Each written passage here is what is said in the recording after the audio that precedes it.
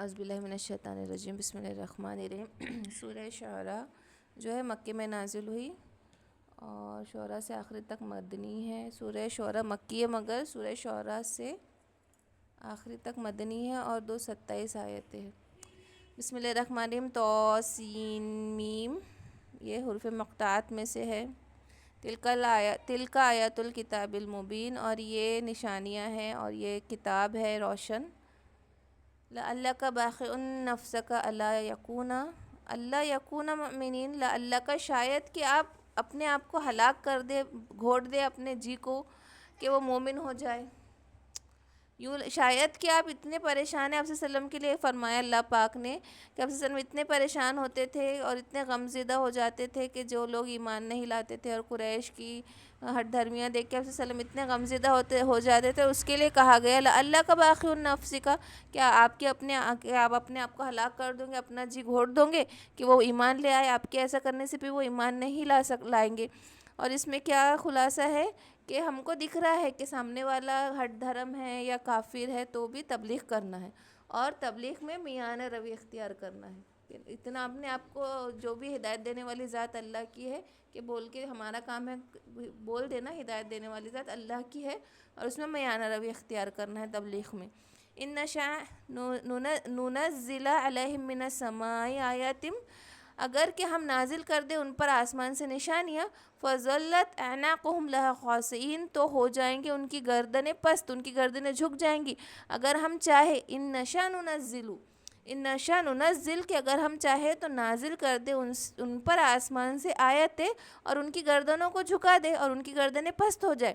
تو دیکھو اللہ پاک اس پر تو قادر ہے کہ وہ اس دنیا کی بھی تمام کافروں کے سامنے ایسے ایسے معجزات دکھا دے، ایسے ایسے نشانیاں دکھا دے کہ وہ اپنے آپ فرما بردار ہو جائے۔ اور دیکھو جب انسان کوئی چیز پر، جو چیز پر کنونس ہو جاتا یا کوئی چیز مانتا، تو سب سے پہلے گردن پہ اثر آتا نا، اسی گردن ہلتی، جھکتی، اکڑتی، سمجھ میں آئی بات یا نہ سمجھ میں، سب سے پہلا اثر گردن پہ ہوتا نا۔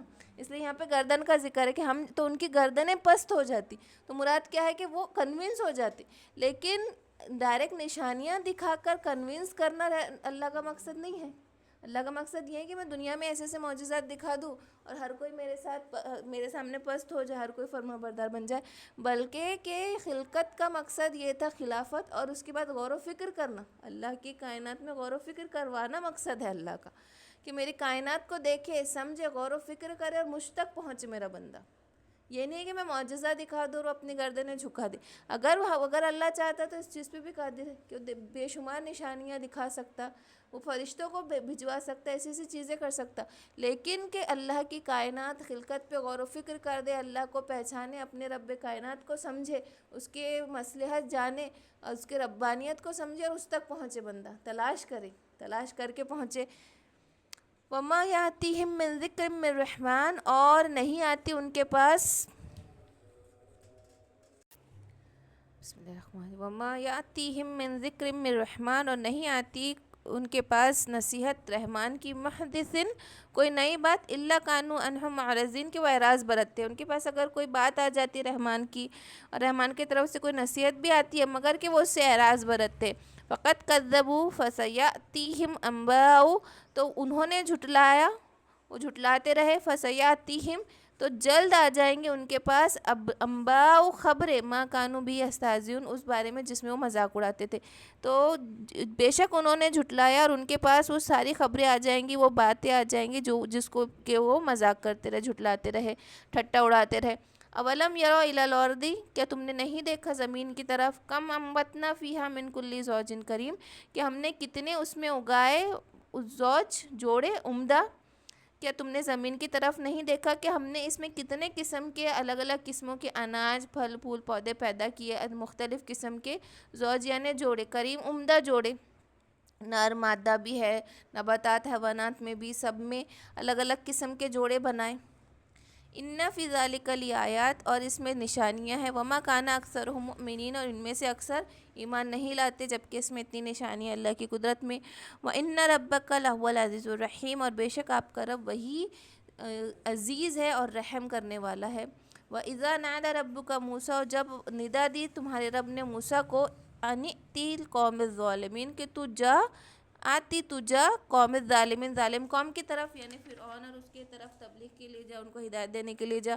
تو یہ واقعہ کوہ طور کا کہ جب موسیٰ علیہ السلام نکلے اپنی بیوی کے ساتھ اور ان کی بیوی کو پھر درد ذیل شروع ہوا اور وہ اس وقت آگ کی تلاش میں نکلے، تو ان کو وہ کوہ طور پر پھر اللہ پاک کا جلوہ دکھا، اللہ پاک سے انہوں نے کلام کیا۔ وہ سارے واقعات جو سورہ طٰہٰ میں گزر چکے ہیں نا، جبرائیل علیہ السلام کا آنا، ان کا بھاگنا، وہاں ان کو معجزہ دینا، اور کیا کہا پھر اللہ پاک نے یہ سب چیزیں کروا کے کیا کہا کہ اب تو اب ظالم قوم کی طرف جا، یعنی فرعون کے پاس جا۔ تو کیا غالباً مشہور ہے فرعون کے پاس کتنے سال رہے، آگے آئیں گے۔ قوم فرعون کہ فرعون کی قوم الا یتقون کہ وہ نہیں ڈرتی، تو جا اور قوم فرعون کے پاس جا، ظالم لوگوں کے پاس جا، یعنی فرعون کے پاس جا۔ قال ربی انی اخاف ان یکذبون کہ تو موسیٰ علیہ السلام نے کہا کہ اے میرے رب کہ مجھے خوف ہے کہ وہ مجھے جھٹلا دیں گے۔ تو یہ سارے کنورسیشن سورہ طٰہٰ میں بہت ڈیپ میں آئے تھے، ہم نے بہت ڈیپ میں وہ ساری باتیں بھی سنی، اللہ تعالیٰ کا موسیٰ علیہ السلام سے کلام کرنا، ان کے معجزات دینا، اور پھر موسیٰ علیہ السلام کا یہ کہنا کہ میں کس بات پہ خوف رکھتا ہوں کہ جو انہوں نے قتل کر دیا تھا، جو ایک قطبی غلام کا جو موسیٰ علیہ السلام نے قتل کر دیا تھا، تو وہ اس بات سے بھی ڈر رہے تھے کہ فرعون جو بھی تھا لیکن انصاف پسند بہت تھا، حالانکہ وہ فرعون کے گھر میں پلے بڑے تھے، فرعون نے ان کو اپنا منہ بولا بیٹا بنایا تھا، لیکن پھر بھی وہ فرار اس وجہ سے ہو گئے تھے کہ مجھے بھی نہیں بخشیں گا، یہ انصاف کریں گا، اگر میں نے قتل بھی کر دیا تو قتل کی سزا قتل، مجھے بھی قتل کر دیا جائے گا۔ تو وہیں پہ ان کو یہ ڈر تھا کہ مجھے خوف ہے، وہ والی بات ان کو یاد تھی۔ وَيَضِيقُ صَدْرِي اور تنگ ہے میرا سینہ، میرا دل، وَلَا يَنْطَلِقُ اور نہیں چلتی لسانی میری زبان بھی نہیں چلتی، میرا سینہ تنگ ہے۔ فَأَرْسِلْ إِلَىٰ ہارون تو میرے ساتھ ہارون کو بھی بھیجے نا، یہ انہوں نے اپنے بھائی کے لیے بھی دعا کی تھی، اور یہ سب سے بہترین دعا نا، حضرت عائشہ رضی اللہ تعالیٰ عنہ فرماتی ہے کہ سب سے بہترین دعا جو کسی نے کسی کے حق میں کی ہے دنیا میں، تو وہ موسیٰ علیہ السلام نے کہ انہوں نے اپنے بھائی کے لیے نبوت مانگ لی ڈائریکٹ، حالانکہ وہ اپنا وزیر بنانا چاہتے تھے، ان کے زبان میں تھوڑی لکنت تھی، تو انہوں نے ڈائریکٹ ہارون علیہ السلام کے لیے نبوت ہی مانگ لی، کیونکہ کام تو ان کا بہت ٹف تھا، اور جب انہوں نے اپنے ساتھ حصے داری مانگی تو ان کو بھی نبوت کا وہ عہدہ مل گیا۔ تو تنگ ہے میرا سینہ، میری زبان نہیں چلتی، میری زبان میں تھوڑی لکنت ہے، تو میرے ساتھ ہارون میرے بھائی کو بھی بھیج دو۔ تو اس میں کیا ہے کہ اگر کوئی حکم مل رہا ہے اور اس میں حیلہ بہانہ نہیں ہے، اس کا مقصد کہ اپنے کام کو بہترین طریقے سے کرنے کا انہوں نے ذریعہ بنایا یا جو جواز پیش کیا، وہ اپنے کام کو اور بہتر کرنے کے لیے کیا، تو یہ جائز ہے۔ وَلَهُمْ عَلَيْهِمْ ذَنْبٌ وَلَهُمْ اور ان کا علیہ مجھ پر ذنبٌ ایک الزام ہے، فَأَخَافُ أَن يَقْتُلُونِ تو مجھے خوف ہے کہ وہ مجھے قتل کر دیں گے۔ تو ان کو وہی بات یاد تھی کہ جو انہوں نے قطب غلام کا قتل کر دیا تھا، تو وہی بات ان کو ابھی بھی یاد تھی، اور یہی اللہ پاک کے سامنے بھی انہوں نے دہرائی کہ مجھے خوف ہے کہ میرے اوپر ایک الزام ہے کہ میں نے قتل کر دیا ہے اور وہ مجھے اس کے بدلے میں قتل نہ کر دے۔ قَالَ كَلَّا تو اللہ پاک نے کہا کہ ہرگز نہیں، فَاذْهَبَا تم دونوں جاؤ، بِآیَاتِنَا میری نشانیوں کے ساتھ، إِنَّ مَعَكُمْ مُسْتَمِعُونَ کہ میں تمہارے ساتھ سننے والا ہوں گا، میں بھی تمہارے ساتھ رہوں گا۔ یہ ان کا اللہ پاک کی طرف دلاسا تھا موسیٰ علیہ السلام کی طرف کہ وہ ایسا نہیں کر پائیں گے، میں تو تمہارے کہ دیکھو بات وہ جو بھی کیا تھا انہوں نے بات کی تھی نا، جو ان کا وہاں پہنچنا، ان کے مجلس میں بات کرنا، تو جو فصاحت و بلاغت پھر اللہ پاک نے ان کے زبان میں ڈالی کہ ورڈ ٹو ورڈ ہی کنورسیشن ہوا، کچھ اور تو نہیں کیا انہوں نے۔ تو اب وہ بھی اللہ پاک کی طرف کی حکمت ہے نا، کہ کسی کو اس طریقے کی وہ کیپیبلٹی دینا کہ اس کے زبان میں وہ اس طریقے کا ان سے ڈیبیٹ کرے، کنورسیشن کرے اور سامنے والے کو کنوینس کر دے۔ تو ایسے ہی تھا نا آپ صلی اللہ علیہ وسلم کے زبان میں بھی ایلیکوینسی جس کو کہا جاتا ہے کہ بلاغت اور فصاحت، کہ بہت کم بات اور اس قدر وہ میننگ فل، پاورفل اور ٹو دا پوائنٹ بات ہو کہ سامنے والا کا ایک دم حیران رہ جائے کہ ارے اب اس کا میں جواب کیا دوں، اس کا دماغ کھل جائے، تو وہ جو فصاحت کہلاتی ہے، تو وہ ہر ہم نبی کو پاس تھی نا۔ ابراہیم علیہ السلام کا طریقہ بولو، ہم کنورسیشن سنتے نا، جب بھی تبلیغ کی بات کرے ہیں انبیاء نے، چاہے وہ نوح علیہ السلام ہو، ابراہیم علیہ السلام ہو، اب یہ موسیٰ علیہ السلام کا فرعون سے بات چیت کرنا جو ان کا بھی کہ تیرا رب کون ہے کہ میں پیدا کرنے والا ہوں، مارنے والا ہوں، جب ابراہیم علیہ السلام کا کنورسیشن ہو، موسیٰ علیہ السلام کا، تو کتنی سٹیک بات ہوتی تھی۔ تو یہ اللہ کی طرف کی بہت بڑی ایک وہ ہے، ایک بہت بڑی اس کی گفٹ ہے کہ اللہ نے کسی کو یہ گفٹ دیا ہے کہ وہ اس قدر بات کر سکے، تو یہ بہت بڑی نعمت ہے۔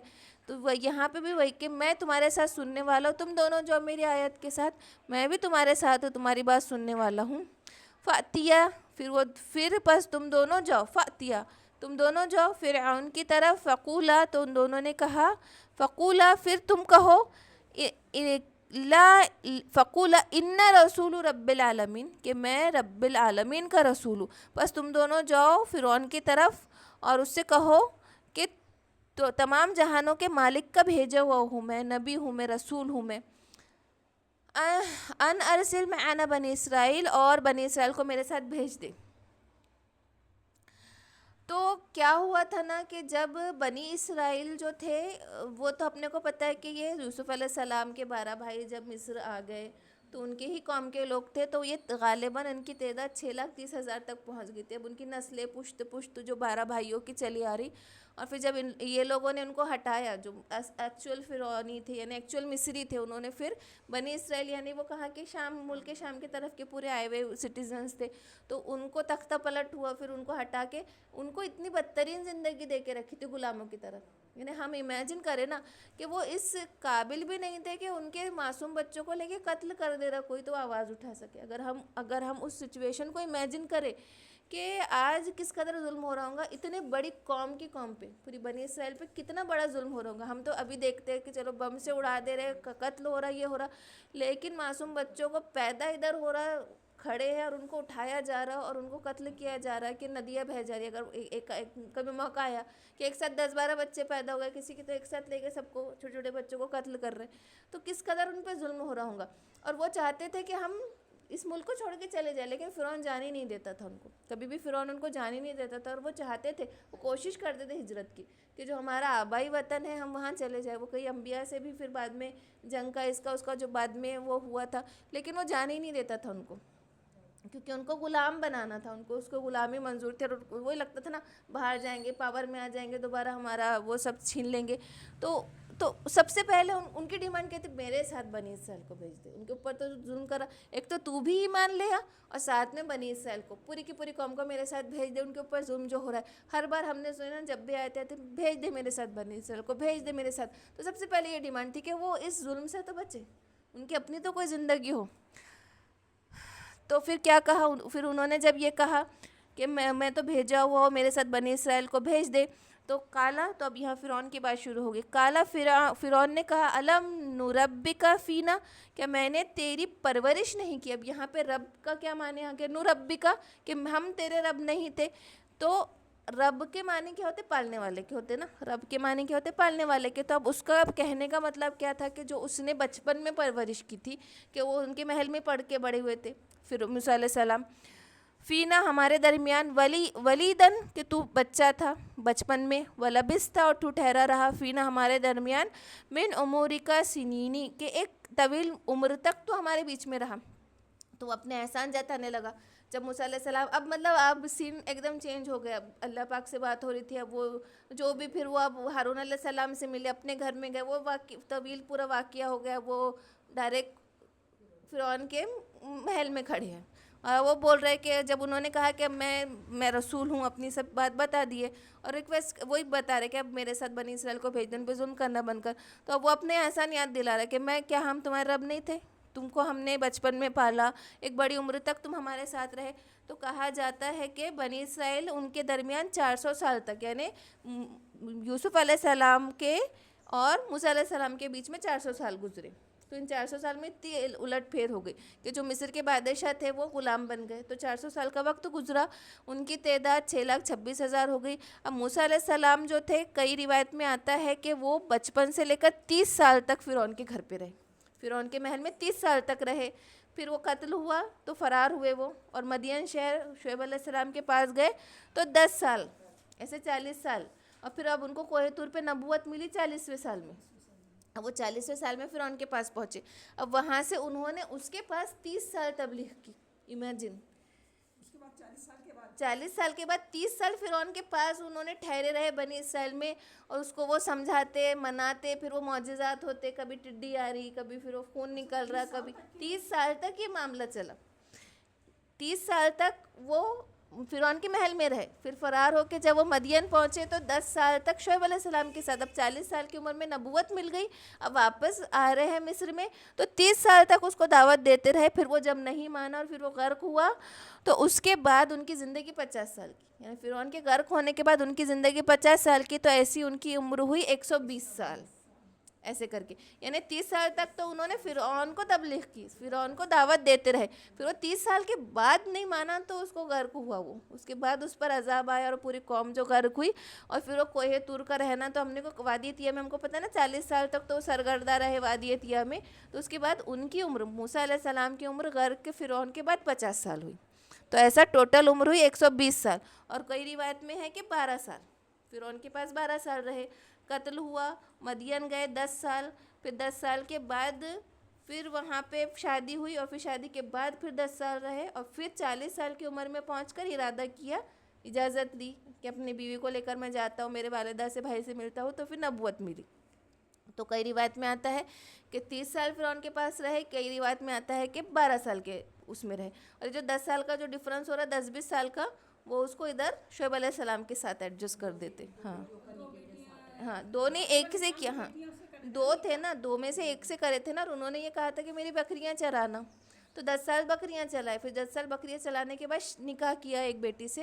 پھر بیٹی کے ساتھ 10 سال رہنے کے بعد پھر اجازت مانگے کہ اب میں مصر جاتا ہوں میری والدہ بہن سے اپنے قوم کے پاس. ہاں شعیب علیہ السلام سے وہ پوری کنورسیشن ہے نا بیٹی کی. وہ اب باپ ابا کو آ کے بولتے کہ ان کو اپنا وہ رکھ لو, تو ان کو بڑا وہ لگتا کہ بھئی تو کیوں بول رہی ہے کسی غیر مرد کے بارے میں. تو کہا کہ میں نے وہ مثالی بتائی نا کہ 3 سب سے عقل مند لوگ کون ہیں دنیا کے. 3 عقل مند لوگ ہیں. ایک ان کی بیٹی ہے, شعیب علیہ السلام کی بیٹی حضرت ابوبکر رضی اللہ تعالیٰ عنہ, اور مصر کا وہ خزانچی ہے, وہ وزیر, ہاں جس نے یوسف علیہ السلام کو خریدا تھا. یہ جنہوں نے انبیاء کو پہچانا, انبیاء کی نصرت کی, ان کو صحیح مقام دیا. تو اب اس نے اپنا وہ یاد دلایا. یہ کیسا ہے نا, اسرائیل کا کتنی بار میں ہسٹری بتا چکی کہ یہ یعقوب علیہ السلام کی قوم ہے. یعقوب کا نام اسرائیل تھا, یعقوب علیہ السلام کا نام اسرائیل تھا, اسرائیل ان کا لقب تھا. تو اسرائیل کے جب بیٹے کون ہیں, یعقوب علیہ السلام کے بیٹے کون ہیں, یوسف علیہ السلام اور ان کے 12 بچے. اب وہاں سے وہ بنی اسرائیل ہی کہلائے, یہاں تک کہ ابھی بھی وہ بنی اسرائیل ہے. ابھی بھی وہ بنی اسرائیل ہے, ابھی بھی وہ جوئش ہے. پھر جب ان کے پاس موسیٰ علیہ السلام آئے, ہاں تو پھر آخری انہوں نے موسیٰ علیہ السلام کے بعد کوئی اور نبی کو نہیں مانا نا.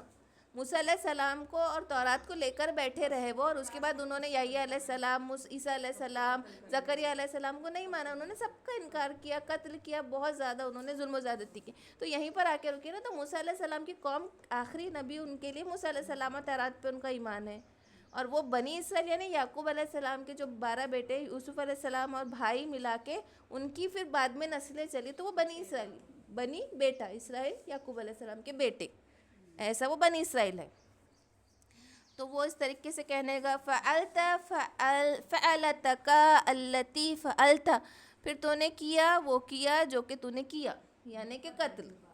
کیا یاد دلا رہا ہو, قتل. پھر تو نے کیا جو تو نے کیا, پھر تو نے کیا جو تو نے کیا, التی جو کہ تو نے کیا, وانت من الکافرین, اب تو ناشکرا ہے, یعنی تو نے میرے ہاں قتل کیا. مطلب وہ احسان جتا رہا کہ میرے محل میں رہا, میں نے پالا پوسا, میرے کپڑے پہنے, میرا کھانا کھایا, میرے یہاں قتل بھی کر دیا, بھاگ بھی گیا. اب تو واپس آ کے مجھے بتا رہا ہے کہ میں رسول ہوں, بنی اسرائیل کو بھیج دو.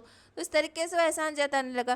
قال فعلتها, تو موسیٰ علیہ السلام نے کیا جو میں نے کیا تھا, اذن جب, وَأَنَا مِنَ الظَّالِمِينَ, تو میں بے خبر تھا. اب ظالم یہاں گمراہ مراد نہیں ہے, بے خبر مراد ہے ظالم کا, کہ جب میں نے وہ کیا تھا تو میں بے خبر تھا. اور دوسرا سب سے بڑی بات تو یہ تھی کہ وہ قتل عمدن تھا, یعنی جو قتل تھا وہ بے خبری میں ہوا قتل, یعنی وہ چاہ نہیں رہتے مارنا نہیں چاہ رہے تھے. قتل کی 2 وہ ہے نا, قتل عمدن اور قتل خطا, کہ بے خبری میں ہو گیا.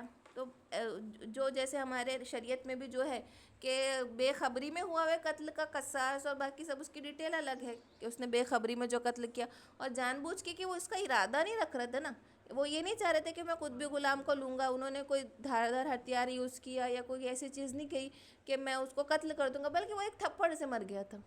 ان کو اندازہ بھی نہیں تھا کہ جب میں تھپڑ ماروں گا تو وہ مر جائیں گا, تو وہ قتل کا ارادہ تو تھا ہی نہیں. تو جو میں نے کیا وہ بے خبری میں کیا تھا, میرا ارادہ ہی نہیں تھا, وہ قتل خطا تھا, وہ قتل عمدن نہیں تھا, میں نے جان بوجھ کے قتل نہیں کیا تھا. ففرور تھا, پھر میں بھاگ گیا, منکم تم سے, لما خفتکم کہ مجھے خوف تھا تم سے, فوہبا لی ربی حکمم پھر اللہ نے عطا کر دی میرے لیے حکمن یعنی نبوت, وجعلنی من المرسلین اور مجھے رسول بنا دیا. اس وقت تو میں نے خطا سے کیا تھا, بے خبری میں نے کر دیا تھا, میں ڈر بھی گیا تھا, ظاہر سی بات ہے انسان سے اتنی بڑی چیز ہو گئی, اور اس وقت جو ہوا بے خبری میں نادانی کے معاملے میں ہوا, اور اس کے بعد اللہ نے مجھے حکمت نبوت عطا کر دی اور میں رسولوں میں سے ہو گیا. وَتِلْكَ النِّعْمَةُ اور یہ کوئی نعمت تَمُنُّهَا کہ تو مجھ پر احسان جتاتا ہے, علیہ مجھ پر, ان عبدت بنی اسرائیل کہ تو نے تو بنی اسرائیل کو غلام بنا رکھا ہے. یعنی اب تو جو مجھے احسان بتا رہا تو میرے اوپر ایک اکیلے کے اوپر تو نے احسان کر دیا, لیکن تیرا بنی اسرائیل کے ساتھ کیا رویہ ہے کہ یہ جو تم مجھے اتنے احسانات گنا رہا ہے, تو لیکن تو یہ تو دیکھ کہ بنی اسرائیل کے ساتھ تم نے کتنا بڑا ظلم کر دیا. بنی اسرائیل کو تو اپنا غلام بنا رکھا ہے, ان کا جب چاہتا ہے قتل کرتا ہے, انہیں اپنے غلامی سے بدتر زندگی ان کو دے رکھا ہے, تو کیا تیرا احسان ہوا. قال فرعون تو کہا فرعون نے, وما رب العالمین کہ کیا ہے تیرا رب کیا ہے. تو کیا ہے پوچھا تھا اس نے, کیا ہے تیرا رب. تو مقصد کیسا تھا اس کا, تیرا رب کیا ہے پوچھنے کا, کہ اس کو یہ تو اتنا تو اس کو پتا تھا نا کہ میں پیدا ہوا, میرے سے تو ہزاروں سال پہلے زمین بنی ہے, آسمان کائنات سب کچھ ہے, تو اس کا بنانے والا کوئی نہ کوئی تو ہے. لیکن وہ ایتھسٹ کا آئیڈیا کہ بھائی بن گیا, وہ دانست تھا, وہ کوئی سبب تھا, وہ کوئی واٹ ایور لاجک تھا, وہ کوئی فزیولوجی تھی, وہ کوئی کیمسٹری تھی جس کے تھرو بن گیا. لیکن ان لوگوں کا ماننا یہ تھا کہ بادشاہ جو ہے وہی رب ہے پالنے والا, فی الحال تو تم کو ہماری پوجا کرنی ہے, ہماری عبادت کرنی ہے. تو کانسیپٹ کیا تھا کہ ہم بادشاہ, اس کو معلوم ہے میرے علاوہ بھی دوسرے ملک ہے جہاں پہ لوگ بستے, لیکن یہ ملک میرا ہے, میں بادشاہ ہوں, تو میں ہی خدا ہوں, میری عبادت کی جائے گی. اور جو کچھ باہر ہو رہا ہے وہ دانستہ ہو رہا ہے, جو خالق ہے, جو سماوات جو کچھ وہ چل رہا, وہ چل رہی ہے, ایک سسٹم چلا رہا ہے. ایتھسٹ کی جو وہ تھی آئیڈیولوجی, تو وہی اس نے یہاں پہ بھی وہی کہا کہ کیا ہے تیرا رب. تو کہا قال رب السماوات والارض وما بینہما, تو موسیٰ علیہ السلام نے جواب دیا کہ میرا رب زمین اور آسمان اور جو کچھ اس کے درمیان ہے. ان کنتم موقنین اگر تم یقین رکھنے والے ہو تو تم سمجھ جاؤ گے, اگر تم لاجیکلی سوچو گے, جیسے ایتھسٹ کی بھی کہ بھائی ایک سسٹم تھا وجود میں آ گیا, یہ ٹھہری وہ ٹھہری, جو آج کل بے تکے جواز دیتے ہیں کہ زمین اور آسمان کا کوئی نہ کوئی تو خالق ہوگا, کوئی نہ کوئی تو پیدا کرنے والا ہوگا. اگر تم یقین رکھو, غور و فکر رکھو, تو انسان اس چیز پہ پہنچ جائے گا.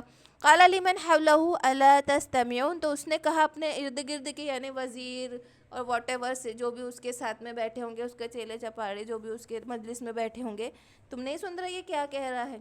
تو اب اس کے بعد اب بات کرنے کو جواب ہی نہیں بچا کہ تو اپنے آپ کو خدا کہہ رہا, پر یہ تو بتا کہ زمین کس نے بنائی, آسمان کس نے بنایا, اتنا سب کچھ ہے وہ کس نے بنایا, کوئی نہ کوئی تو رب ہوگا. تو اب وہ یہاں بے جواب ہو گیا, لاجواب ہو گیا. تب اس نے اپنے والوں سے کہنا شروع کر دیا کہ اب تم مدد کرو, تم کیا سن نہیں رہے ہو, اب تم جواب دو.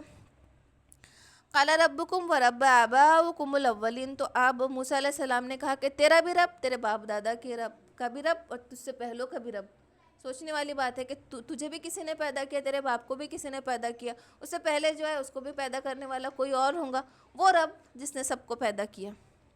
قال انی رسولکم الذی ارسلا, تو اس نے کہا کہ بے شک تم بھیجے ہوئے ہو, جو تم بھیجے ہوئے ہو, الذی ارسل علیکم لمجنون, کہ تم ایٹ دا اینڈ تم مجنون ہو. اب کچھ جواب ہی نہیں ہے تو ایٹ دا اینڈ کیا کہہ دینا کہ بھائی تم تو پاگل ہو, تم مجنون ہو, تم سر پھرے ہو. تو فرعون نے کہا کہ بے شک تمہارا جو رسول ہے جو بھیجا ہوا ہے وہ مجنون ہے. تو اس کے پاس اب کوئی جواب نہیں بن سکا, تو پھر یہ کہہ دو. اور ایسے ہوتا نا ایٹ دا اینڈ جب کوئی ڈبیٹ ہارنے لگتا تو پرسنل پہ آ جاؤ کہ بھائی تو بیوقوف ہے, تو پاگل ہے, تو ایسا ہے ویسا. یہ جو ہے ڈبیٹ کو اینڈ کرنا بولے تو پرسنل اٹیک کر دو, اس کی پرسنالٹی کو بولنا شروع کر دو, انکار کر دو, اب صحیح اگر لاجیکلی آنسر نہیں دے سک رہے تو. قال رب المشرق و مغرب, تو کہا کہ رب مشرق مغرب کا رب, وما بینہما جو کچھ اس کے درمیان میں ہے, ان کنتم تعقلون تم سمجھتی نہیں. موسیٰ نے کہا کہ مشرق مغرب کا رب جو کچھ ہے وہ سب کا مالک, لیکن کہ تم عقل رکھو. اگر جو انٹلیکچولی سوچیں گا سمجھیں گا اس کو خود بخود سمجھ میں آئیں گا. کائنات پہ غور و فکر کرنے کا اتنا بڑا اللہ نے جب ذکر کیا کہ افلا تعقلون، تم عقل رکھو، تم تدبر کرو، تم غور و فکر کرو. دیکھو دیکھو ایک گرینائٹ ابھی ہمارے یہاں لگا ہے، وہ گرینائٹ جو ہے وہ نیچرل پتھر ہے، وہ پانی سے اس کی جو بنتی ہے ڈیزائن. تو آپ اللہ کی قدرت پہ اس پہ غور کرو. ایک پتھر کو دیکھو آپ کہ اس پتھر کے اوپر جو نشان بنتی ہے، آپ ہر قسم کا پینٹ، ہر قسم کے مہنگے مہنگے کچھ بھی یوز کر لو پالش، ہم وہ نہیں بنا سکتے. لیکن اللہ کی کائنات کی چھوٹی چھوٹی چیزیں دیکھو، پھول کو دیکھو، پتوں کو دیکھو، پھولوں کے پیٹرن کو دیکھو، مکھیوں کی بھنبھناہٹ دیکھو. اور دیکھو ایک مکھی ہوتی ہے گرین کلر کی، وہ گرین کلر کی مکھی ہمیں کہیں نہیں دکھتی، لیکن جب بقرعید میں بکرا ذبح کرو مکھی آ جاتی ہے. اس گوشت کو وہ کیسے تلاش لیتی ہوں گی، اور ابھی کبھی نہیں دکھیں گی وہ، چاہے کتنی گندگی ہو، کچھ بھی کچرا رکھا ہو، لیکن وہ ایک پرٹیکولر ٹائپ کی مکھی ہوتی ہے جو گوشت کے آس پاس آتی ہے، جب وہ ذبح کرتے ساتھ آ جاتی.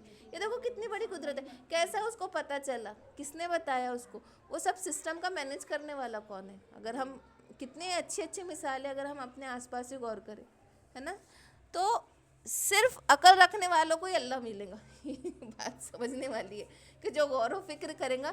اسی لیے کئی نفل عبادت سے زیادہ ثواب ہے اللہ کی قدرت پہ غور و فکر کرنے کا. اس لیے جب ہم شام ہے، صبح ہے، چاند کو دیکھو، سورج کو دیکھو، اٹھو، کائنات پہ غور و کرو. آج ہم کائنات کی خوبصورتی کو دیکھ کر کلک کر کے اس کو انسٹاگرام اور ہمارے اس پر پوسٹ کرنے کی فکر رہتی. ہم جب جا رہے ہیں باہر تو ہم یہ سب چیزوں پہ غور کریں، ہم قدرت کو دیکھیں، سمجھے. ہوائیں، سورج، آسمان، بارش کا برسنا، پودے، پیڑ پودے، چاند، پرندے چرندے، جانوروں کا سسٹم. برابر وہ مغرب کے وقت ایک ٹپیکل وقت پہ اپنے گھر پہ لوٹنا شروع ہو جاتے صبح کی پہلی کرن کے ساتھ. اچھا فجر کا وقت آپ دیکھو جب اسٹارٹ ہوتا ہے نا، فجر کا وقت جب اسٹارٹ ہوتا ہے جب سورج نہیں نکلتا. اگر آج اس وقت اگر 4:20 پہ اگر فجر کا وقت اسٹارٹ ہو رہا تو سورج نہیں نکلتا، لیکن 4:21 پہ چڑیاں بالکل چہچہانا شروع کر دیتی. اور اگر ایک مہینے کے بعد اگر وہ 4:30 پہ ہو رہا تو وہ 4:30 پہ چہچہائیں گے. اور اس وقت سورج نہیں نکلتا، یعنی اگر آپ کی آنکھ کھل گئی تو آپ یہ نہیں سمجھو گے کہ صبح ہو گئی یا فجر کا وقت ہے. لیکن جو فجر کا اول وقت اسٹارٹ ہو جا رہا ہے، صبح کاذب اور صادق، تو وہ برابر پرندہ ایک برابر آس پاس کا ایک پرندہ تو بھی چوچو چوچو 5 منٹ کے لیے کریں گا، لیکن کریں گا. یہ اللہ کی قدرت ہے اور فکر کرنے والوں کے لیے.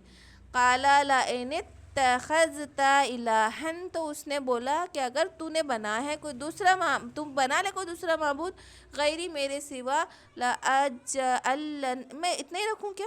28 کتنا ہوا؟ ایک کے بعد رکو ختم ہو رہا نا. ہاں چلو ٹھیک ہے. قَالَ لَئِنِ اتَّخَذْتَ، کہ اگر تو بنا لے الہن کوئی معبود غیری میرے سوا، لَأَجْعَلَنَّكَ مِنَ الْمَسْجُونِينَ، تو میں تجھے سجن، قیدی بنا دوں گا. قیدی بنا دوں گا. سجن سے بنا ہے قید خانہ، اور مسجونین تو قید کر دوں گا.